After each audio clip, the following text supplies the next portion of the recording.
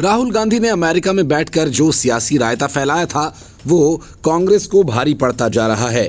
BJP Rahul Gandhi के बयानों के सहारे कांग्रेस को महाराष्ट्र के विधानसभा चुनाव में तो घेरेगी ही, उसके आगे भी बीजेपी इस मामले को भुनाएगी। यही वजह है कि रवनीत बिट्टू से लेकर शिवसेना विधायक संजय गायकवाड़ और बीजेपी सांसद अनिल बोंडे के बयान के बाद भी बीजेपी खामोश है।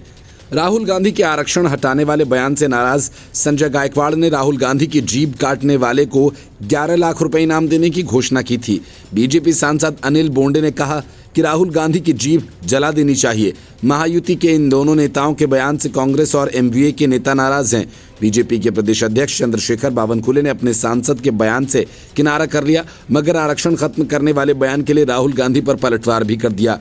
शिवसेना शिंदे ने तो अपने विधायक को समझाने की जहमत भी नहीं उठाई। महायुति राहुल गांधी के बयान का इस्तेमाल कांग्रेस के खिलाफ कारगर हथियार के तौर पर करने वाली है। लोकसभा चुनाव में कांग्रेस ने संविधान बचाने और आरक्षण के मुद्दे को जमकर भुनाया था। इसका नतीजा ये रहा कि बीजेपी को यूपी के साथ महाराष्ट्र में भी नुकसान उठाना पड़ा। महाराष्ट्र के डीएमके यानी दलित मराठा और किसान ने बीजेपी को 9 सीटों पर समेट दिया। अब महाराष्ट्र विधानसभा चुनाव से पहले राहुल गांधी ने बीजेपी को मौका दे दिया है। अमेरिका में आरक्षण को लेकर राय रखी और फिर बाद में पूरे देश में इसकी व्यापक आलोचना हुई। बीजेपी ने भी इसे लपक लिया। पार्टी के केंद्रीय नेताओं ने राहुल पर तीखी टिप्पणी की।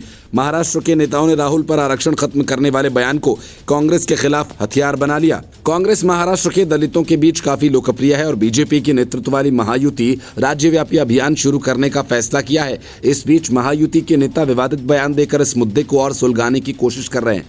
फिलहाल विपक्षी महाविकास अघाड़ी ने संजय गायकवाड़ और बीजेपी सांसद अनिल बोंडे के विवादित बयान के कारण राहुल गांधी की सुरक्षा का मामला उठाया है और शिवसेना नेता संजय राउत ने कहा कि राहुल गांधी को नुकसान पहुंचाने के लिए विरोधी कुछ साजिश रच रहे हैं। इससे भी शर्मनाक बात ये न तो केंद्रीय नेतृत्व और न ही राज्य नेतृत्व इस तरह की अपमानजनक टिप्पणियों के इस्तेमाल के खिलाफ बोल रहा है। वरिष्ठ कांग्रेस नेता बालासाहेब थोराट ने कहा कि बीजेपी व्यवस्थित रूप से राहुल गांधी को निशाना बना रही है, ये सोचने वाला विषय है और पार्टी के नेता चुप हैं। राज्य कांग्रेस प्रमुख नाना पटोले ने कहा कि बीजेपी राहुल गांधी और कांग्रेस को कमजोर करने के लिए उनके बयानों को तोड़ मरोड़ कर पेश कर रही है, लेकिन ये उन पर उल्टा पड़ेगा। और इसका जवाब देते हुए बीजेपी के प्रदेश अध्यक्ष चंद्रशेखर बावनकुले ने राहुल को ही घेर लिया। उन्होंने कहा कि राहुल गांधी ने आरक्षण खत्म करने के बारे में जो कहा उससे दलितों, आदिवासियों और ओबीसी की भावनाएं आहत हुई। इनमें कांग्रेस की मानसिकता उजागर हुई। राहुल गांधी की सुरक्षा पर बावनकुले ने कहा कि उनकी जान को कोई खतरा नहीं। केंद्र में हमारी सरकार मजबूत है और गांधी की सुरक्षा सुनिश्चित करने में सक्षम।